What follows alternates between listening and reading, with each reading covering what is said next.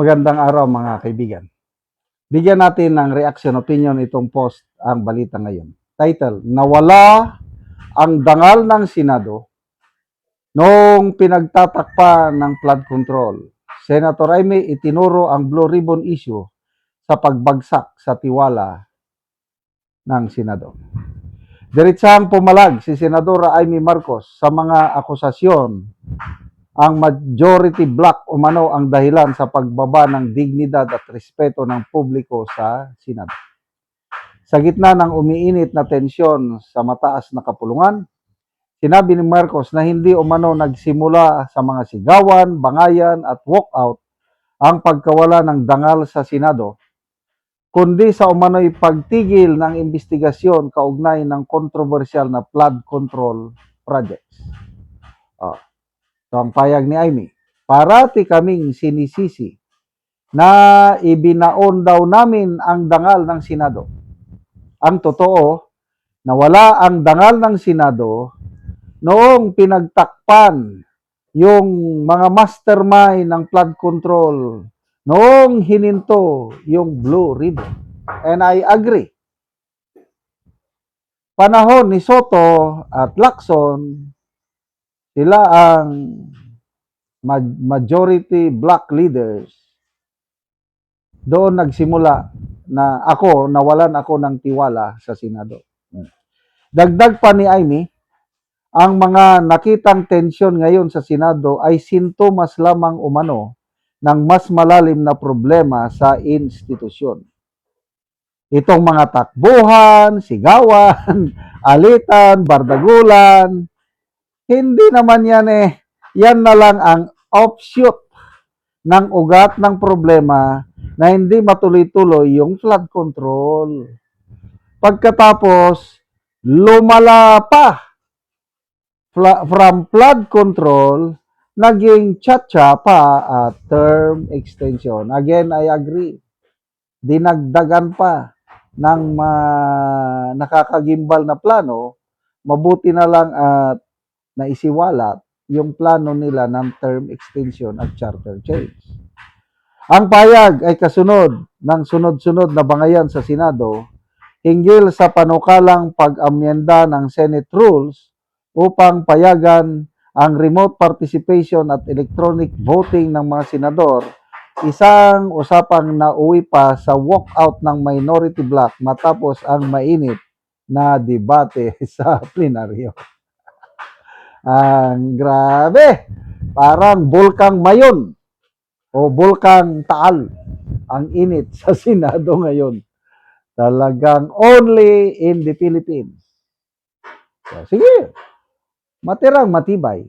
Again, battle of public perception. Sinasabi ng minority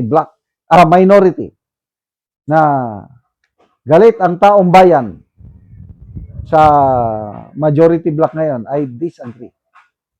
Kasi sa mga post ngayon tungkol sa bangayan sa Senado, nasa 85% ang tinatawanan nila ang mga minority block. May mga senador pa nga sa minority block, sample, Subiri, JBR Cito, tinurn off nila ang kanilang comment section. Anong ibig sabihin nun? Takot silang ibas ng mga netizens. Kaya kung mas marami ang taong bayan, netizens, na sumusuporta sa minority block, hindi nila i-turn off ang comments. Dapat open ang comments para makapag-comment ang mga taong sumusuporta sa kanila. Kaya lang tinurn off dahil alam nila na marami ang magbatikos sa kanila. Ganon lang yun kasimple. So, all along tama yung pananaw ko.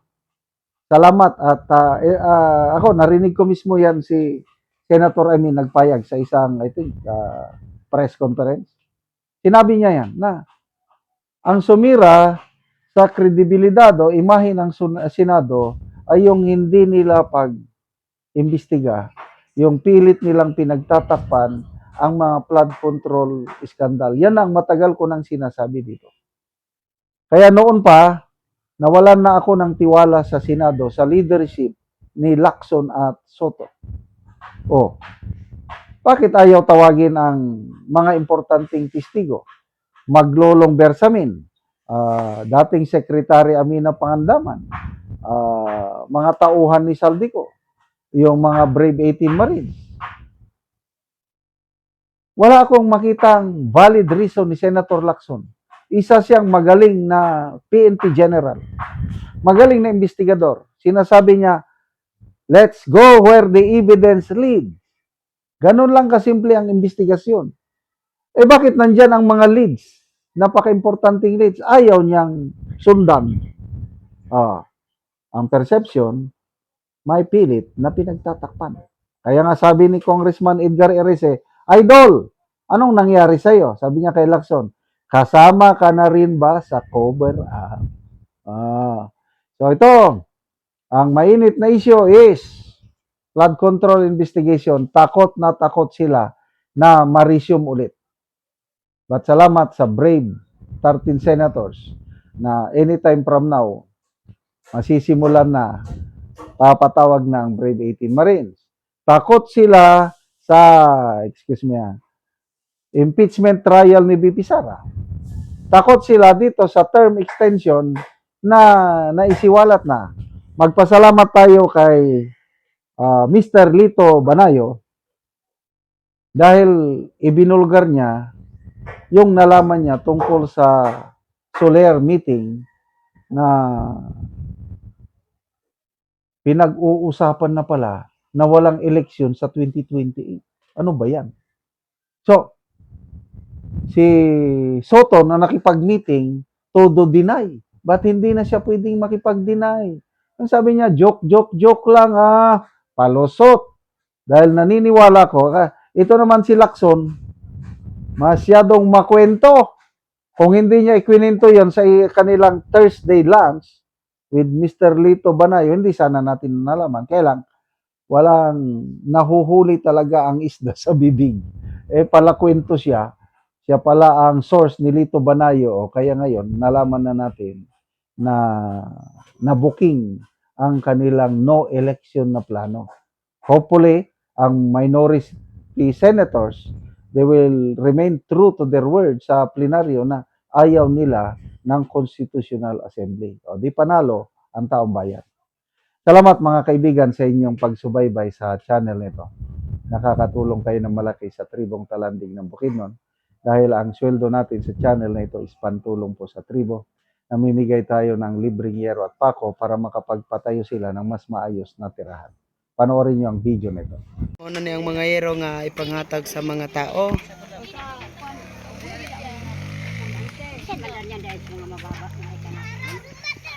So, muna ni silang anti ang matagaan. Ang natagaan, salamat kaayo. Sobra salamat sa pinagpapalala.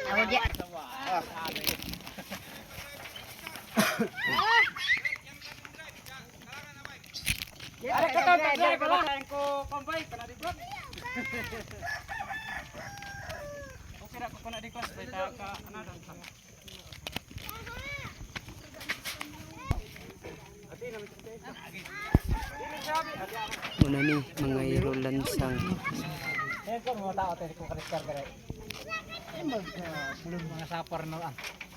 Hade! Hade! Yan na si Pamela. Banakagilaman. Sambayan, kilo mata na.